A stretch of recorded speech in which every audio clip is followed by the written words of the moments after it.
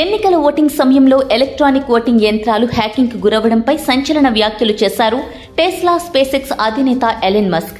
ఎన్నికల ప్రక్రియలో ఈవీఎంలను తొలగించడంతోనే హ్యాకింగ్ ను నివారించవచ్చన్నారు. ఇప్పుడు ఆయన వ్యాఖ్యలు రాజకీయ దుమారానికి దారితీసేలా కనిపిస్తున్నాయి.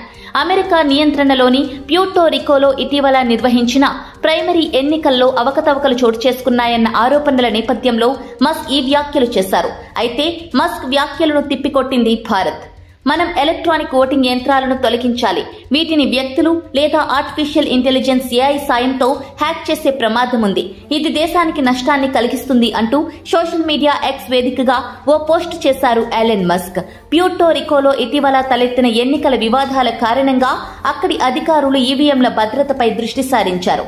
అమెరికా మాజీ అధ్యక్షుడు జాన్ ఎఫ్ కెన్నడీ సమీప బంధువు రాబర్ట్ ఎఫ్ కెన్నడీ జూనియర్ ఈ హ్యాకింగ్ ఆరోపణలు చేశారు.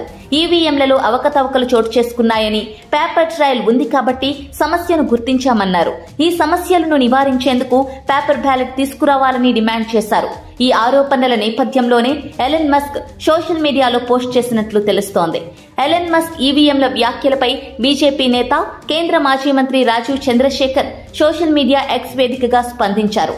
మస్క్ ప్రకటన అన్నింటినీ కలిపి సాధారణీకరిస్తూ చేసినట్లుంది. సాధారణ కంప్యూటర్ ప్లాట్ఫామ్స్ వాడి ఇంటర్నెట్ కు అనుసంధానించేలా తయారు చేసిన ఈవీఎంలను వినియోగించే అమెరికా లేదా ఇతర దేశాల్లో ఆయన చెప్పిన విషయాన్ని అన్వయించుకోవచ్చు. కానీ భారత్ తయారు చేసిన ఈవీఎంలు ఏ నెట్వర్క్ లేదా మీడియాతో కనెక్ట్ అవ్వని విధంగా డిజైన్ చేశారు. వీటికి బ్లూటూత్, వైఫై, ఇంటర్నెట్లతో కనెక్టివిటీ ఉండదు. వీటిని రీప్రోగ్రామ్ చేయడానికి కూడా వీలుండదు. భారత్ తయారు చేసే విధంగా ఈవీఎంలను ఇతర దేశాలు రూపొందించుకోవచ్చు అని సూచించారు. ఎలన్ మస్క్ ఈవీఎం వ్యాఖ్యలకు కాంగ్రెస్ అగ్రనేత రాహుల్ గాంధీ మద్దతు పలికారు.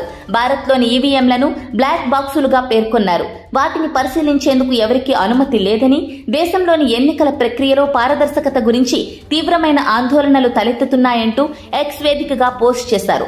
సంస్థలకు జవాబుదారీతనం లేనప్పుడు ప్రజాస్వామ్యం అనేది బూటకమని, మోసానికి గురవుతుందంటూ రాసుకొచ్చారు.